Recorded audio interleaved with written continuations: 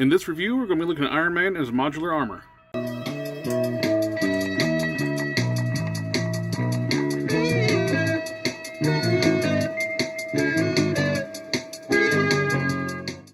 Modular armor comes in standard Marvel Legends style packaging, big window box, artwork in the tray insert. The modular armor is one of my favorite armors for Iron Man.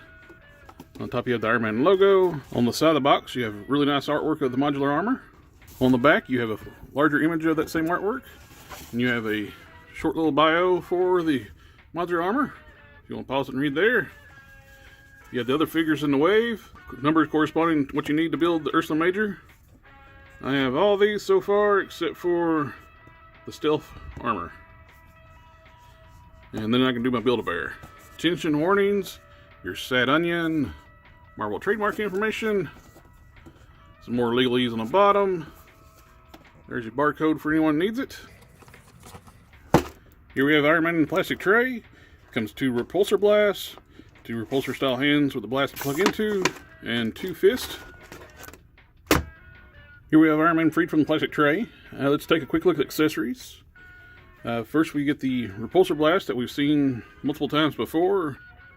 These are 2 pieces. You can actually take the little, pop these off at the base and have just like a single burst effect or slim profile. And you have 2 closed fists. The repulsors are not painted on the fist, but they are sculpted into them. They are hinged horizontally. Same with the repulsor hands that's on the figure. These are the better kind that's actually hinged. I always like it when they actually hinge the hands. It gives you a little more options for when displaying the repulsor blast. And that's it for the accessories, other than, well, he does not come with a Build-A-Figure piece. So he's a standalone figure in the wave. If you don't want to get the Build-A-Figure, I got 2 of these. This modular Iron Man is my favorite armor. So one goes in my Adventure display, and one goes in my Hall Armors. So I really like this figure. I love the colors. They actually got the nice rich colors instead of like with the... This is the type of color they should have done with the Silver Centurion, but we got that rosy pink red instead of a nice deep metallic red, like a shiny metallic hot rod red like on this one. This is what the Centurion should have had. Love the gold. The gold is really nice, really pops. All sculpted details on this figure.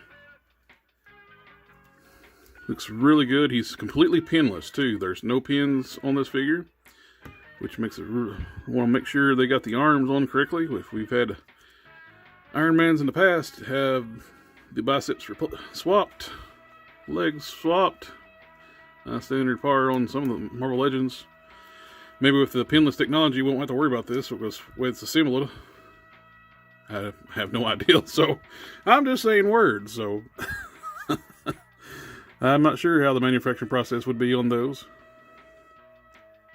but everything looks good so far. I had a little nick there.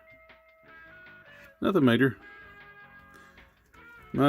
Only thing I would have liked to see with this this is this entirely new mold.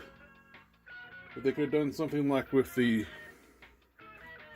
G.I. Joe figures, you have this V cut on part of the sculpt, and you got the waist twist underneath, which makes it kind of ugly when you use the waist twist. If they could have done something like with the G.I. Joe Classified, where that's rounded at the bottom, and there's a ball peg down here, and that's where your twist comes from. You actually get extra range of movement there. If they could have done something like that, and hit and curve the bottom of this, and had it insert into this V section, and had this seamless here, this would have looked better here, had more range of function here. It's just something nice if they could have done, since we know they can actually do it, since they do it on the Joes all the time. As for sculpt on this thing is beautifully sculpted. This is right out of the pages of the 90s comics. And I remember watching the Iron Man cartoon from the 90s, and this is the type of armor he wore in that too. So you got Nice sculpted ridges around the mask. Sculpted detail on the head. The shoulders have line detail sculpted. Back, everything that's on the bit of the armor is sculpted. The ridges on the gauntlets. And I like how they did these gold pieces here. These are separate pieces, inserts. They glue onto it. Same with the legs. And I like where it overlaps on the thigh cuts. And it makes it look a lot more seamless. And same with the boots. The articulation boot swivel hits down through here. Looks like it's horizontal. But the boot comes up over top the leg, so you don't get a weird movement when you do the boot swivel. Since we're articulating the joints, let's go ahead and just do a quick rundown on articulation. Let's see what we got under here. Excellent. We have a ball hinge for the neck. It is tight or new. And there is a ball joint at the neck like they do with the G.I. Joes. At the base of the neck, so you get a little movement there. And up and down with the hinge. So you should be able to pull off a flat, no problem. That looks excellent. Great range of motion. Down is really good. And you got tilt with that ball peg at the neck, the base of the neck. You have disc in the shoulders. They go up to here. Biceps rotation. You have double jointed elbows, and you can do the full Picard face palm. He has no glove swivel, but the engine swivel wrist. And you have an ab crunch this far down, this far back, waist twist, ball jointed hips, go out farther than most Spider-Man figures. Thigh swivel up near the hip, double joint knees, and get you up to there. Boot swivel, hinged ankles, and ankle pivots. Very good articulation on this figure. One of the first things I want to do, let's go ahead and pop out one of these repulsor hands, put a fist in. I want to see. This is the head that came with the 80th anniversary Iron Man. See how that looks on this body. Sits a little high, gets a little bit of a lollipop. This is not really made for this body. It's a little tight too. But it still looks good on this figure. We also have the cartoony head that came with a more modern style Iron Man armor. I think it was coming the Black Panther way. And we have this Tony Stark head. And this one will not fit. It's a smaller ball peg. You'd have to drill this one out to fit this ball peg. I never have liked that one for Tony anyway. But I do like this one. That looks pretty good. But let's go ahead and put back the regular Iron Man helmet back on. Let's see, repulsor blast. That looks really good. This is by far my current favorite Iron Man figure. I will admit I will be a little biased with this one because I'm looking through it through the nostalgia lenses. I've always loved this armor. Just like the look, design of it. So I'm going to be a little more partial to this one. For right now, this is my favorite Iron Man Marvel Legends. I think it could be anybody's favorite because it's very well designed, very well engineered, great colors. And I think they really knocked it out of the park with this one. Let's do a few comparisons with some other Iron Man figures. Here he is with the 80th anniversary Iron Man and the old Toy Biz face-off modular style Iron Man, which I actually painted all the yellow on this one gold. So they actually match up a little bit better than this years ago.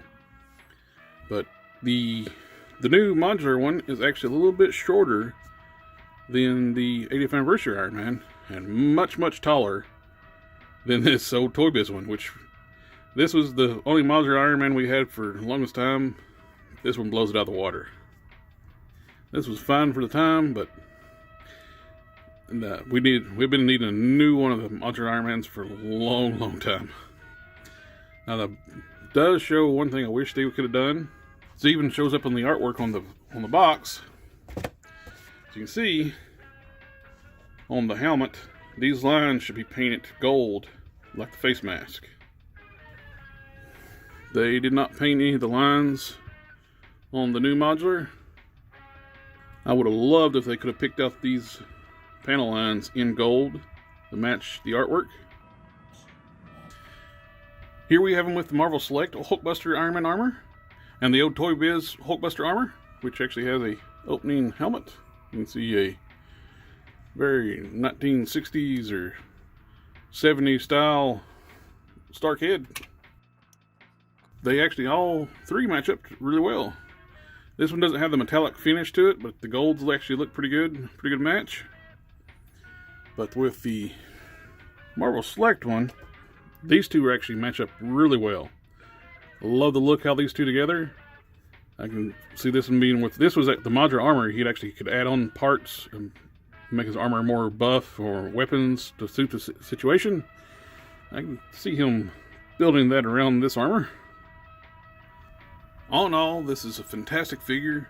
Love the colors. The metallic red just one of the perfect colors for Iron Man. The gold is nice, shiny, pops really well.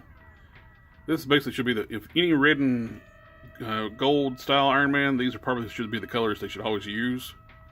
I really like it. It's nice.